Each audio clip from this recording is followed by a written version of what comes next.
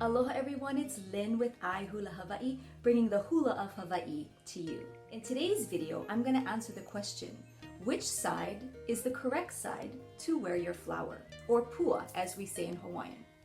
As tradition goes, if you are taken or married, you wear it on your wedding ring side, on your left. And if you are available and want people to know, you simply wear it here on your right. But you don't need to follow tradition. You can simply wear it wherever you feel most comfortable. So if your hair happens to go the other way and it doesn't necessarily represent your status, just wear your flower where it's most comfortable. Thank you for tuning in today. If you'd like to receive notifications, please click on that bell and subscribe to my channel. And if this was helpful to you, could you please give me a thumbs up and let me know you enjoyed this video.